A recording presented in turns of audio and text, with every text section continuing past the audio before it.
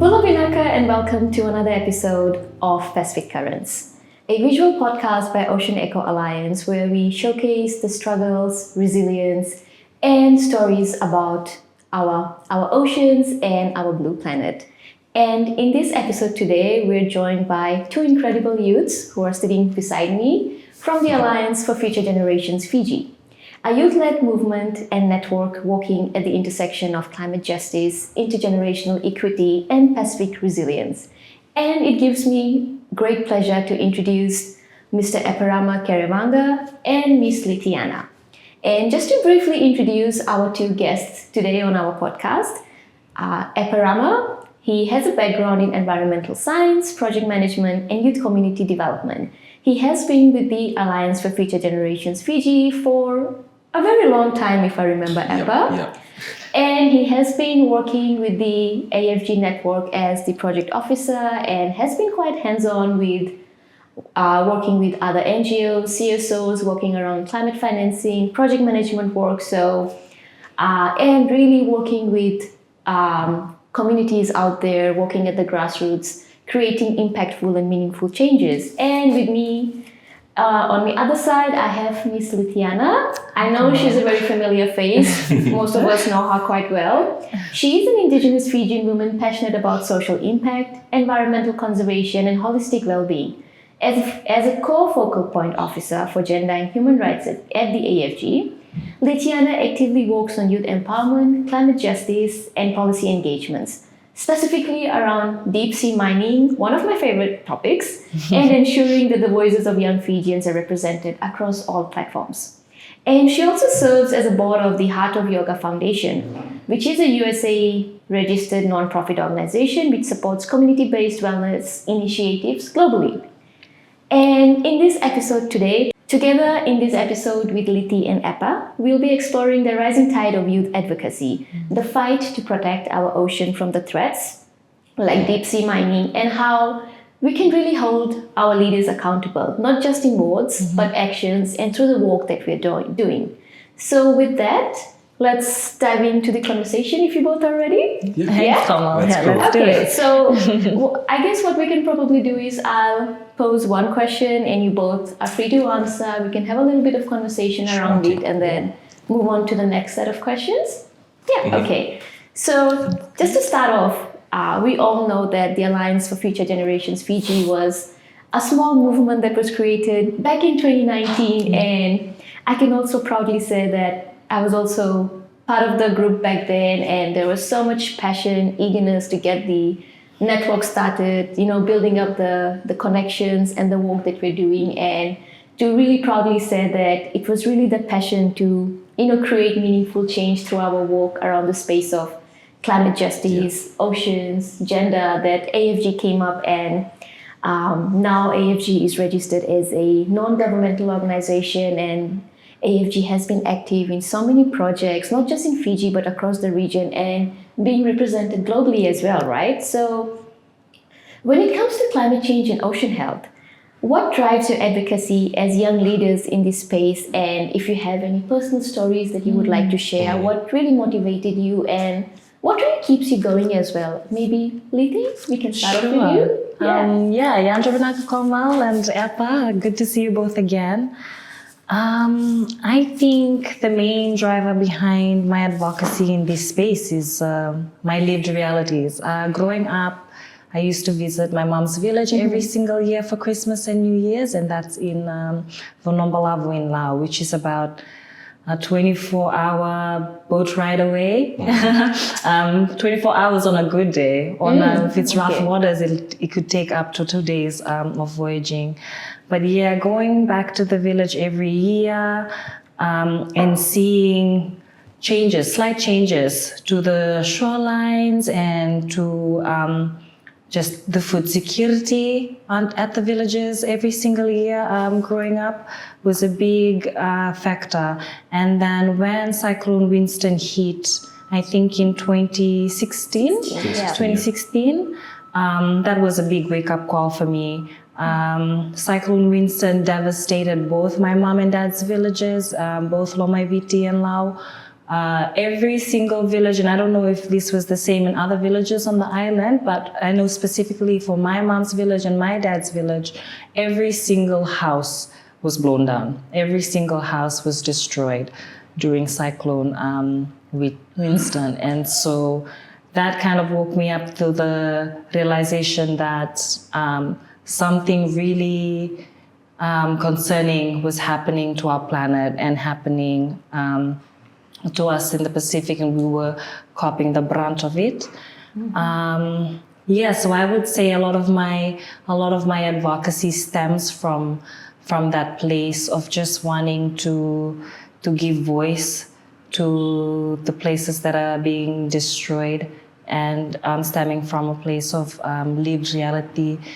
Within our generation, I think we've seen coral bleaching, plastics in our food, plastics in the ocean, increased intensity in storms and cyclones, all within our lifetime. And it just felt like a calling. It just felt like another responsibility that I had to step into, like I had my responsibilities as a sister, as a daughter, and I just felt like climate advocacy was just another responsibility that I was called to step into, not just for my families and their island homes, but for probably the whole nation, and just for the children of these generations, and of course, as it is for AFG, for all generations to come as well.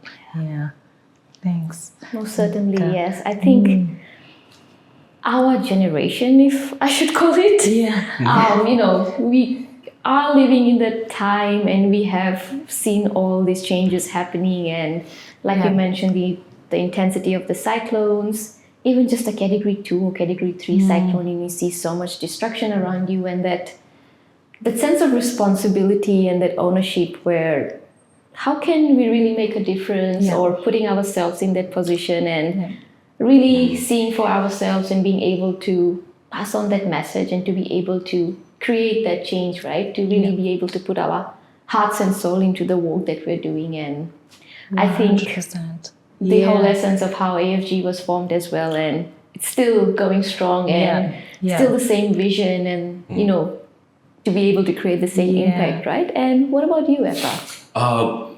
Thank you, Komal. Thank you, Liti. So good seeing you two again. Very similar, I think, to Liti's story, but I think mine is more tied to my academic background. I actually started uni studying something else. I actually wanted to enter the MBBS program, and so I was going to do 1 year of science and then try and enter MBBS. And then I started the first year. My first in uni was 2016 when Cyclone Winston hit. And then we started, right after that, one of our units, I think, was talking about the state of the ecosystem at the moment. And then we were going into coral reefs and the biodiversity loss being experienced across the world, and very increasingly here in the Pacific.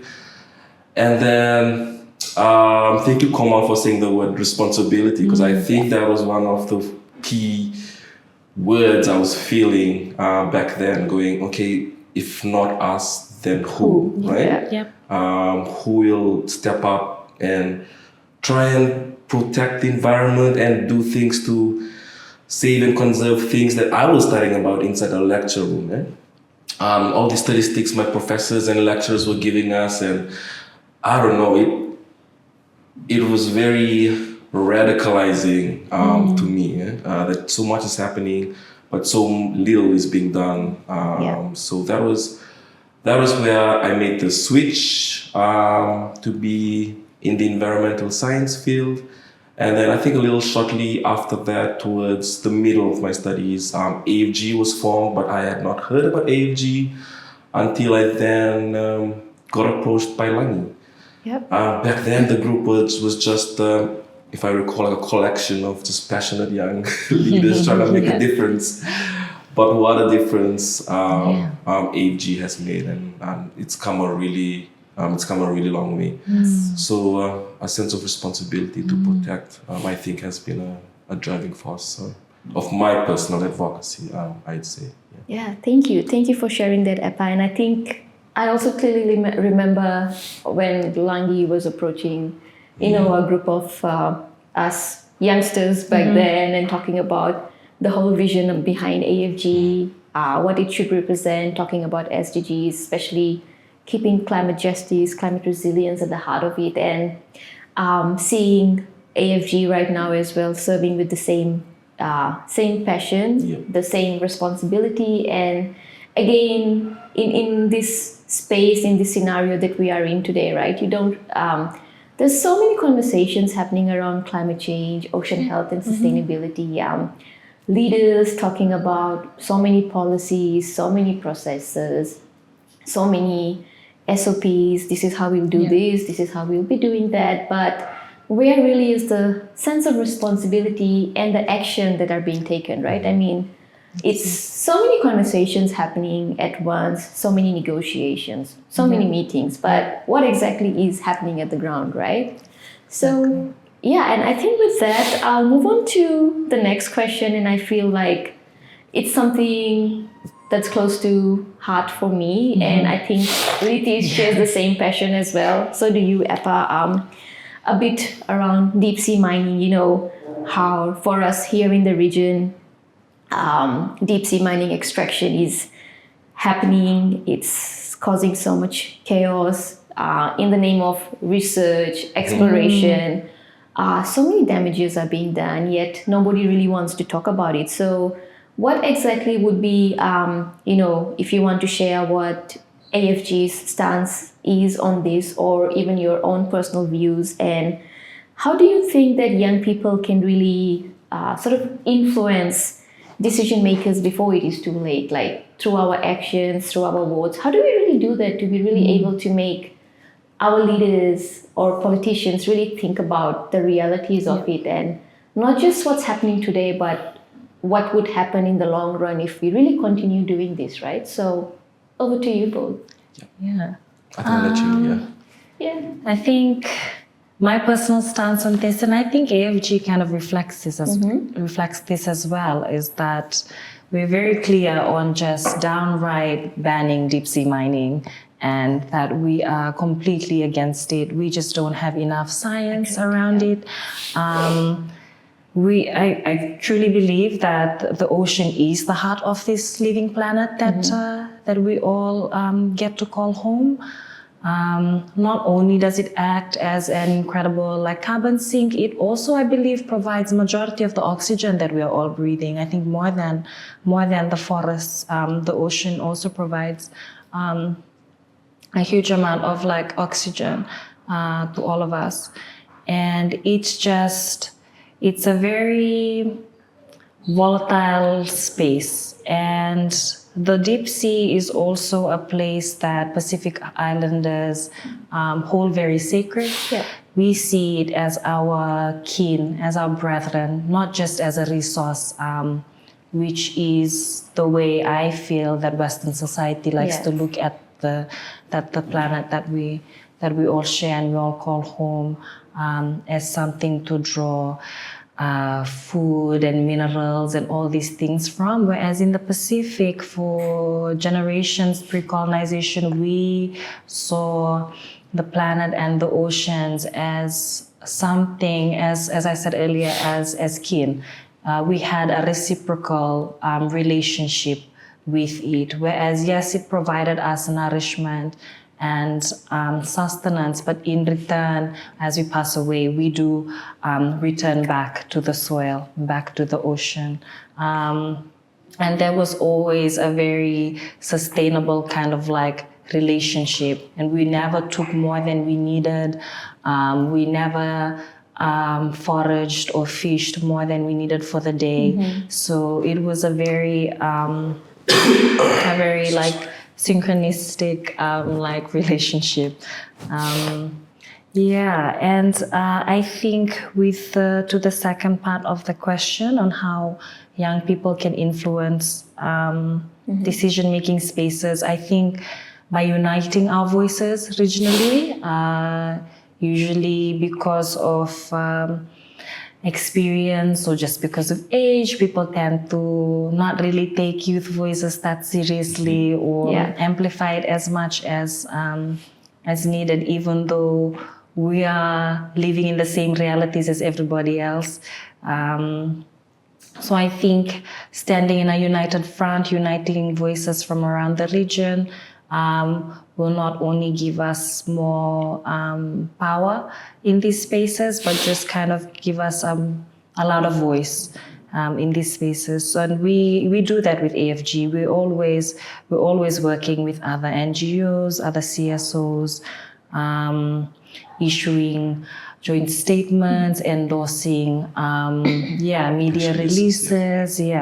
I think we do that. And we also, another thing that I really love about our organization is we do go into grassroots communities and take the time to listen to them, so that when we do enter regional and global spaces, we're taking their lived realities and their stories with us into these spaces. And that's so crucial to inform the decisions that are being made, and to ensure that that the solutions that they come up with are on par with the reality or the issues that are being faced, and that they're not kind of glossing over each other. So that's another thing that I'm really grateful for at AFG, is that we take the time to go into the communities, go into the maritime areas, and just really hear from the people themselves and take their voices up into the spaces that we enter. Yeah. Thank you. Yeah, go.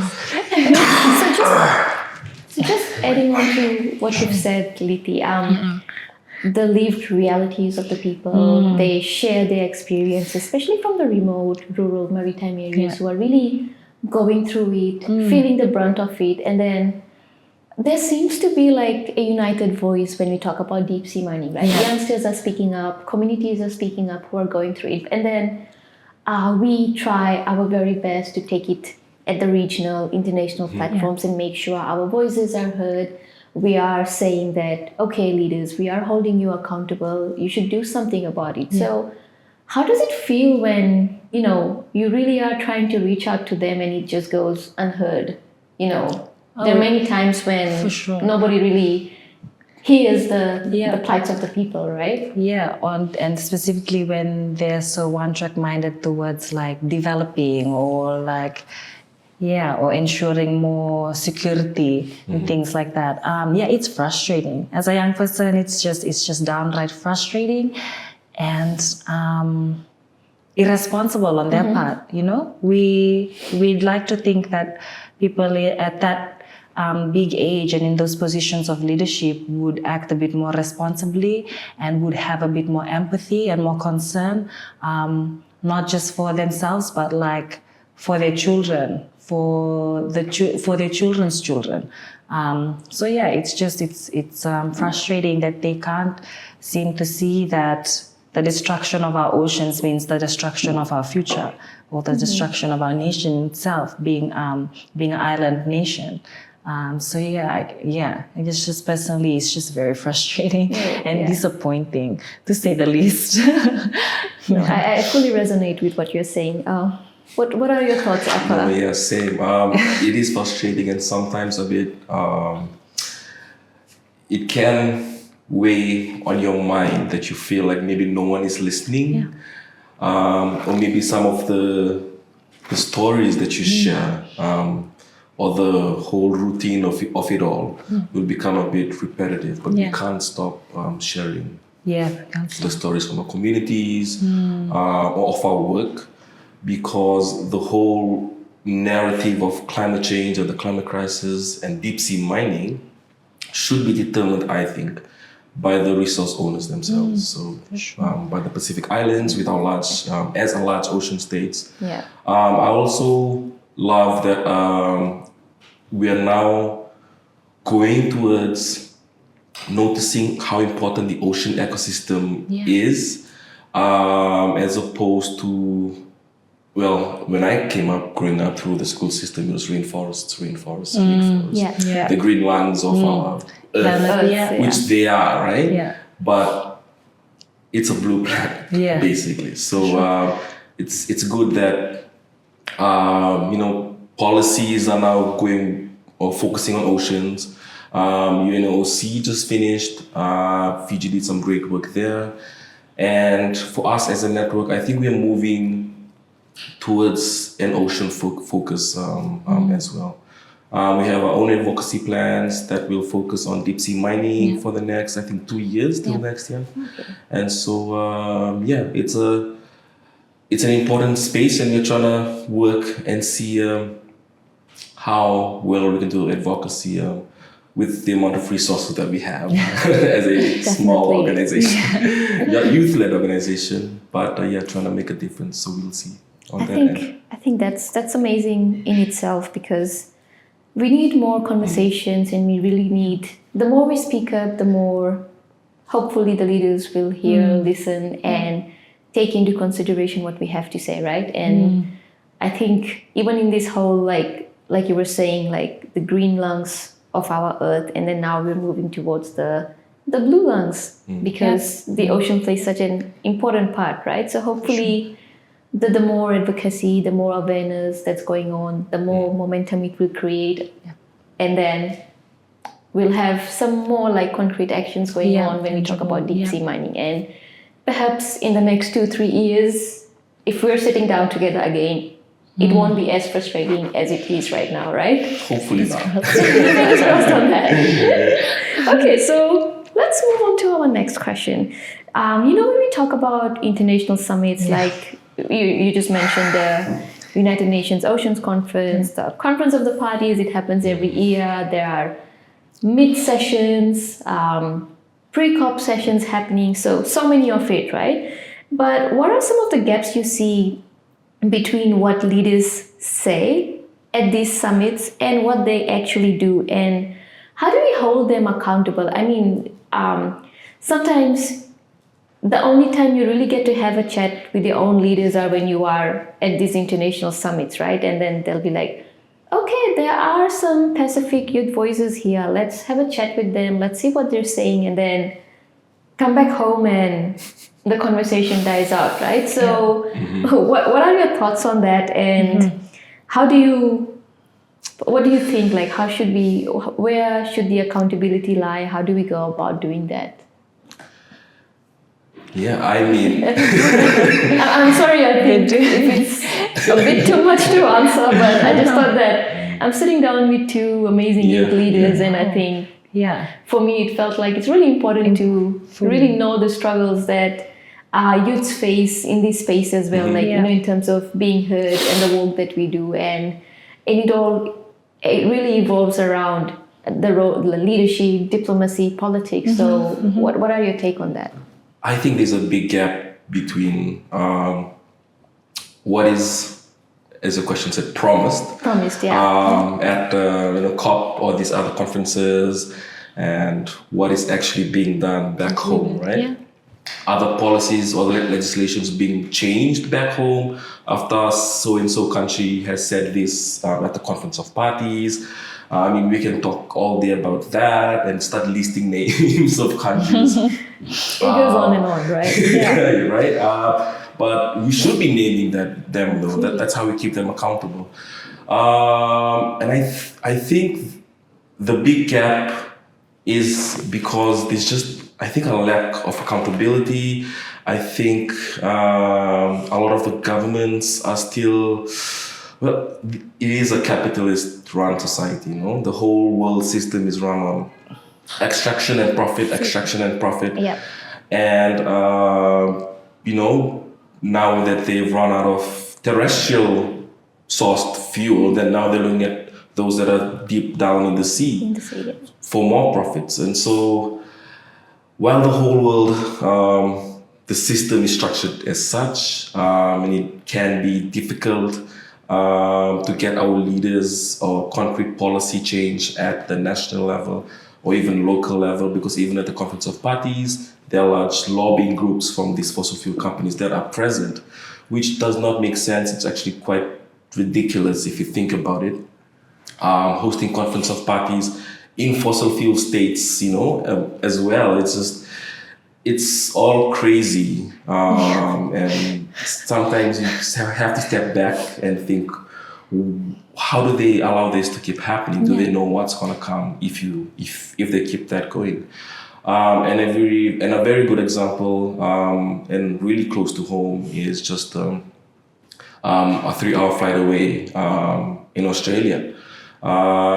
We were very hopeful. They had a new government come in, very big climate promises. But then I think just a few weeks after, they approved the extension of several gas exploration and fossil fuel exploration. So it is quite disheartening sometimes. There is a gap. There always has been a gap between what is being said at the international level and what the leaders actually do when they come back home. I think a lot of these countries need to be held accountable in whatever way possible, in whatever form. I'm all for, going up to your local minister and going, hey, you shouldn't be doing this. But I think we should be actually doing more of that, actually. Exactly.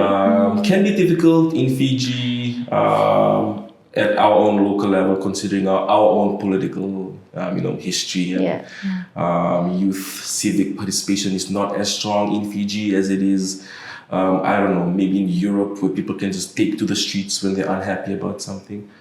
But bringing that back, they have to be held accountable and responsible. And I think we deserve a level of transparency and honesty for the sake of not just us, because it's the sake of the whole planet that's at stake. Yeah. Exactly. Just to a follow-up question, if you don't mind, Epa. You used the word accountability, right? And coming from looking at our Pacific region here in Fiji as well, when we talk about this generational gap, we have our elders, then there's us, and then there a generation younger than us. Do you think culture sort of plays a role as well when we talk about accountability? Like you mentioned, youths in Europe, they can just go point a finger at their leaders and say, you're doing this, you're not doing this.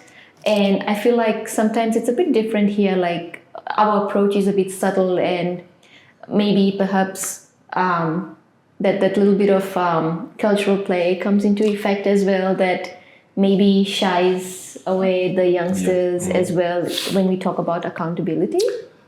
I think it does play a part, especially for in the traditional setting where traditionally you would listen to your chief or your elder.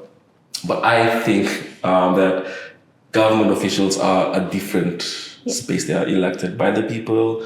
Maybe that separation needs to be made clear. How can that be made clear? Maybe a more stringent civic education in our own curriculum in schools, so people know that yes, traditionally we do respect our leaders. But the leaders that serve us in government are in a different context. They're chosen by the people and they're working for the people and not the other way around, which seems to be the common belief.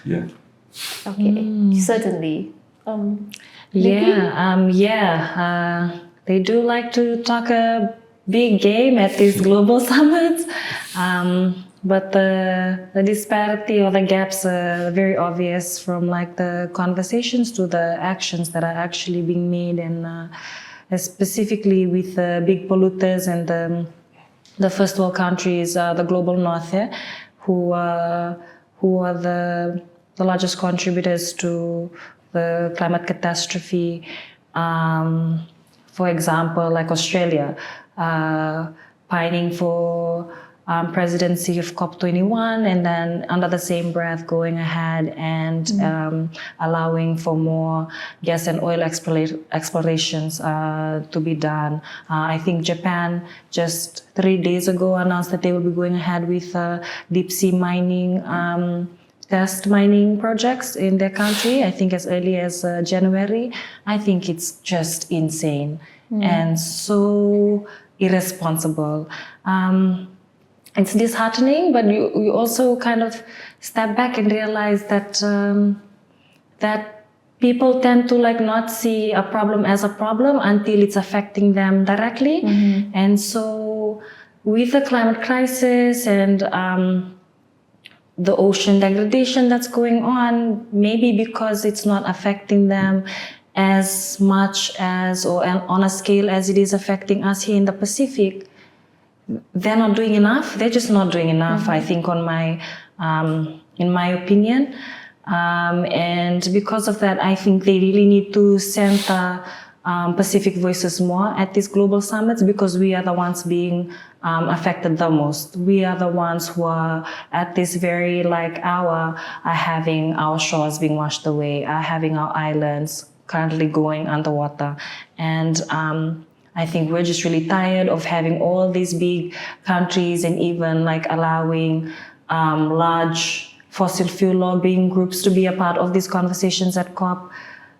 Why? Why are you allowing that for them to be there when they're the problem? How are you giving more space to the people causing the problem than the people being affected by the problem?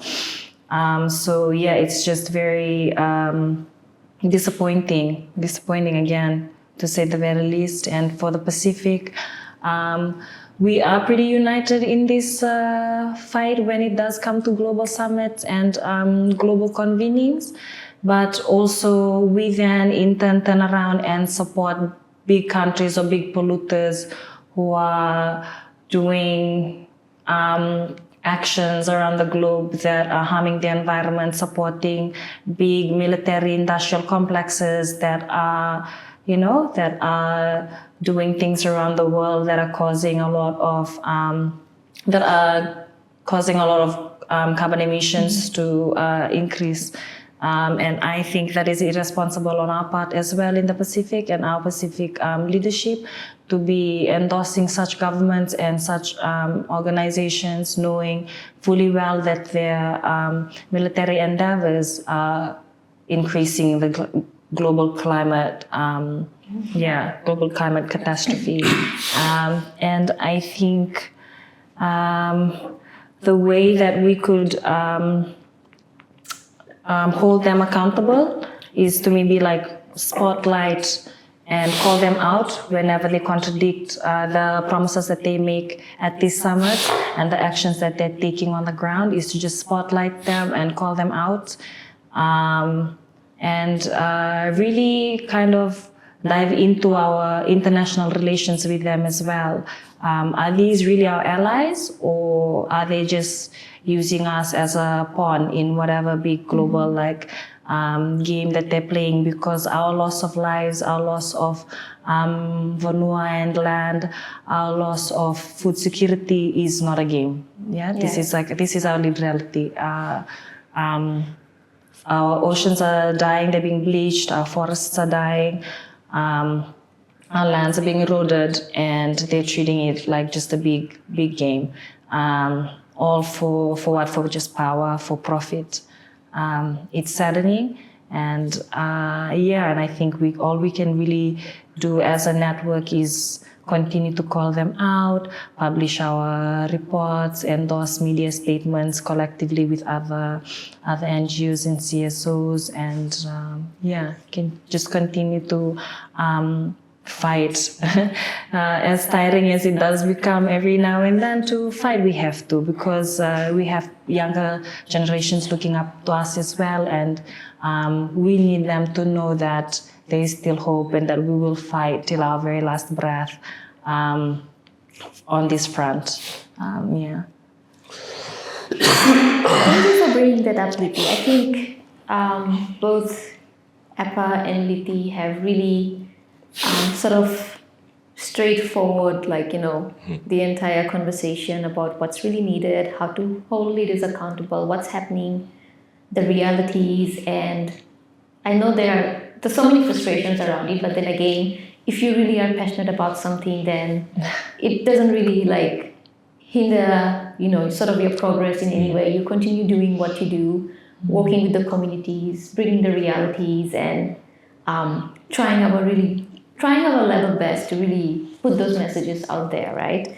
And I think this is one conversation which we can probably spend hours on, and we'll still be talking about it, right? Sure. So I think I'll just ask the next question, the second last question rather. So, how do you actually bring stories, concerns, and solutions from communities, especially those on the front lines, into international and regional climate conversations? I think we have talked about it in bits and pieces, right, throughout our entire conversation. Yeah. So maybe if you might have to sum it up, how do you really incorporate all of that into regional, international conversations? Yeah, it's maybe I'll Go go ahead. Sure. Well, I don't know about you. Are you a Gen Z or millennial? I'm a millennial. I'm Are you a Gen Z? a Gen Z. Yeah. So our best mode of storytelling right now is digitally. Exactly. Yeah. And so when we're in communities or when we're in villages, doing our outreach, and then we're hearing stories from, I don't know, our participants of the sessions or the participants of the workshops or the trainings that we're conducting in with this youth group in, let's say, Nandronga, or with this women's group in, let's say, Ngau, which AFG actually went to Ngau one time there, and they did a workshop there. But we take that back and we try our best to publish that digitally, or we take that with us in our own advocacy work when we're in other spaces. I've shared stories from our AFG work to God knows how many people from across the world. But I think it's very important that they hear what's happening. It's very important that they hear why we're doing the work that we're doing. And it's because of these people that we meet along the way, the communities that we've entered. We're so grateful for communities that have allowed us to enter into their villages. Sometimes we've spent nights with them.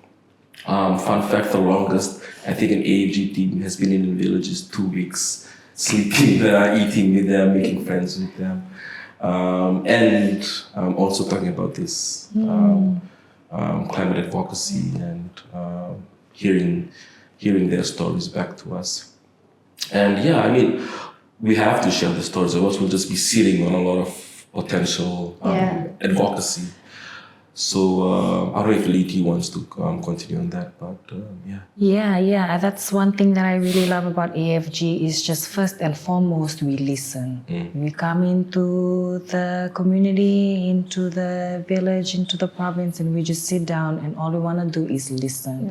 We just want to hear from everyone on the ground, on the front line about what exactly is going on over there. And from there, we're not making assumptions. We're not trying to assume what's going on over there. We really take the time out to go into these spaces and have a listen and then be informed. And then that information is what we take with us into the regional and international spaces. And we also, I believe this is across all our dialogues, we try our best to ensure that women are involved in these talanoas, that people living with disabilities are involved in these talanoas. We think that is very important to have every single voice on the ground be heard. And I think it's always like a blend of like elders' wisdom with also like youth's hopes and what they see for themselves happening in their communities, and all of this we kind of weave together and take with us whenever we're being invited to talk in regional and international spaces. Yeah, and I think I think another really great thing with AFG is we really push for amplifying nature-based solutions, traditional knowledge, because we believe at AFG that for generations, our elders had lived in equilibrium with our planet. Like they had sciences that the modern world wouldn't necessarily call science, but we believe is the actual science, because with that science we were able to live hand in hand with our environment instead of dominating it and just extracting from it for our own benefit. It was always like a mutual and reciprocal relationship. And so a lot of, I believe, the solutions to the climate crisis these days can be picked up from the way our ancestors used to do things and how they used to live with the natural world around them. Yeah, and I think by bringing these like lived experiences and solutions, we inform policies as well, and these policies then regulate the way people behave, not just towards each other, but towards the planet as well. And so, yeah. It's also amazing how some of our participants, I think we just finished our third cohort of the Youth Climate Ambassadors program. Yes, yeah. So that ended in, I think, January. Yeah. And one of our, so we had put them into groups, and one of the groups, after going through, the webinars and the in-person workshop, they actually created, I think, a public mural or painting. It's a really beautiful painting. Wow. But it's in Papua New Guinea. Okay. Yeah. But if you want to check that out, Yeah. I think there's a link to our annual report on our bio, on our link tree. So, it's amazing how they resorted to art, Yeah. to tell that story about the climate crisis. Yeah.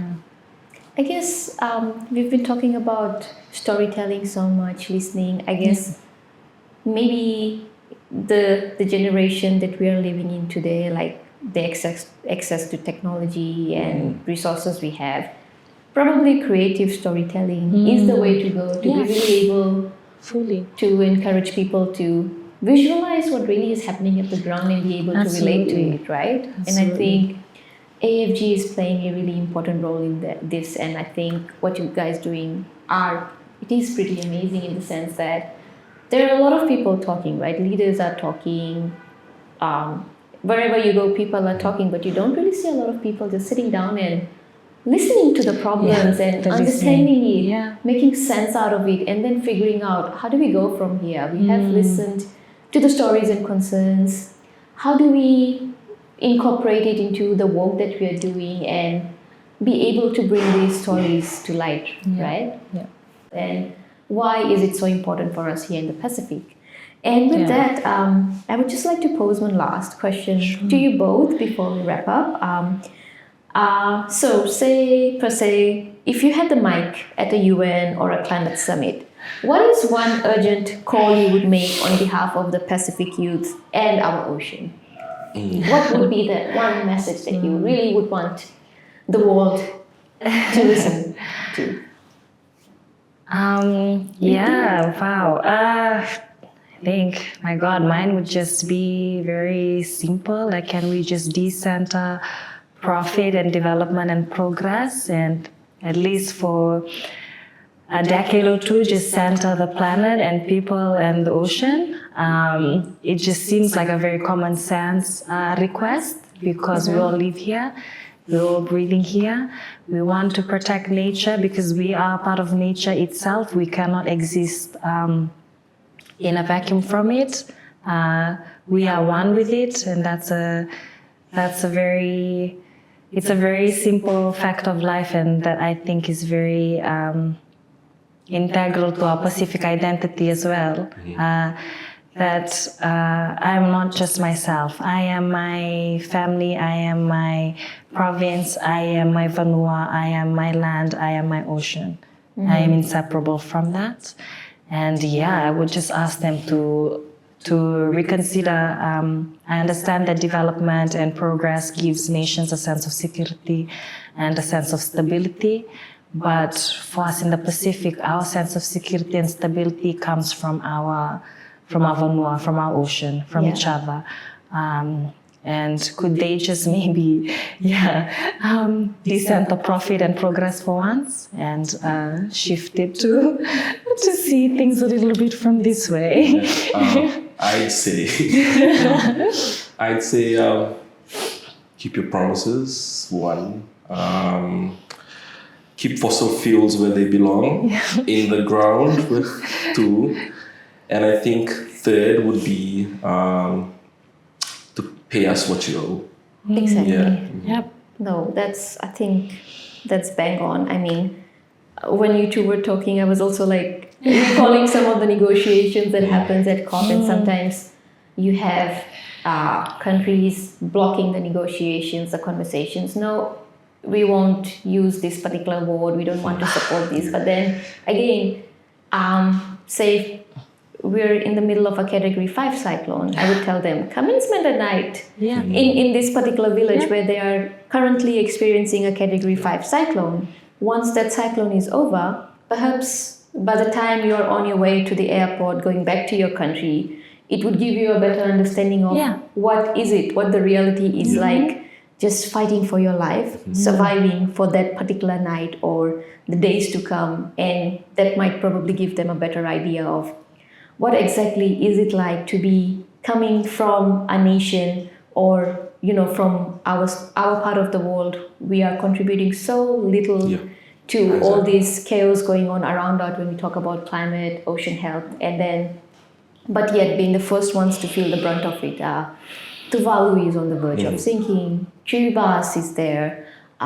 Even for us, there are more than 400 plus communities that has to be relocated just because of rising sea levels, right? So just to come and live our reality for a day, and I think that might be good enough for them to hopefully change their perception of things and what we really are going through, right? Exactly. Yeah. So maybe just one last, before we wrap up, if you have a message for our viewers, especially the youngsters who are listening in to you both today, some words of empowerment. Maybe I go first. Yeah. You can check us out on our Instagram or check out our website. You can also sign up on our Facebook page. There's a sign up button right at the top. And also do what you believe in. I think nothing is impossible.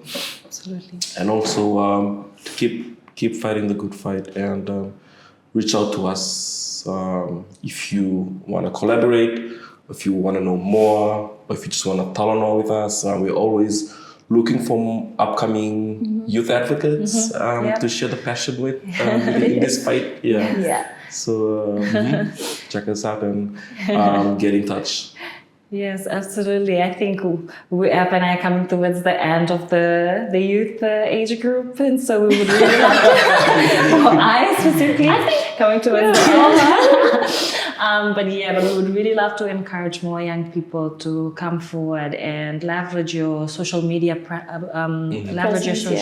media presence and platforms. Use your TikTok, use your Facebook, use your Instagram, and speak on the issues that you believe are important to you, that are affecting you directly.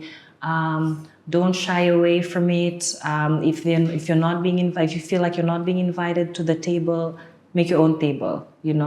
Exactly. Your voice, every single one of your voices is crucial and is needed and is important. You are important, and it is key that you show up as yourself. Every single one of us comes from a unique background, a unique upbringing. All our experiences are unique. And so every single one of our voices is very much needed in this space and in this fight.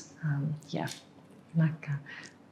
Thank you so much. I mean, just as you both said, every voice matters. Yes. So, no matter how big or small your ideas, your questions, just say it out. Use social media to express those concerns, hold leaders accountable, connect with like-minded youths, organizations, and the more conversations we have, the more we're able to connect, right? 100%. And yeah, I think with that, thank you so much, Appa, Thank Liti, you. for Thank you, being Komal. a Thank you for part of having our us. session today. And I think, and we are all working around the same concerns and working to really bring a change. And I really That's hope it. that our session today would inspire our viewers, our audience to really, sit down and think about how they can play their small role from wherever they are, be it from the urban areas or the rural areas, no matter how big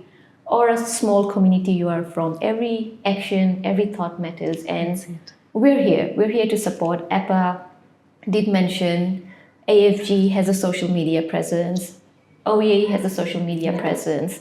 Connect with us, join this movement, and feel free to ask as many questions as you want. We're all here.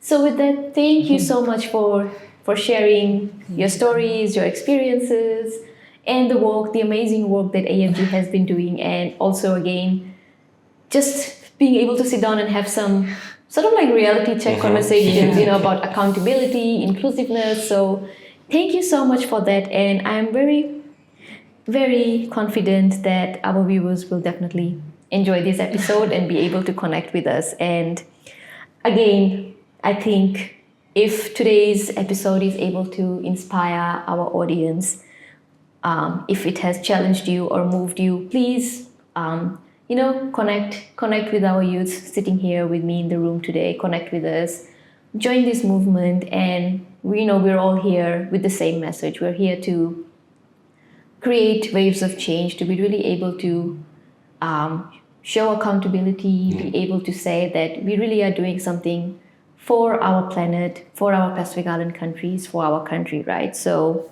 thank you so much for being on Pacific Currents Thank you with us so today, much, and Komal. it was a pleasure having you both. Absolute honor, Komal. Thank you so Thank much you. for having us. Naka. Thank you.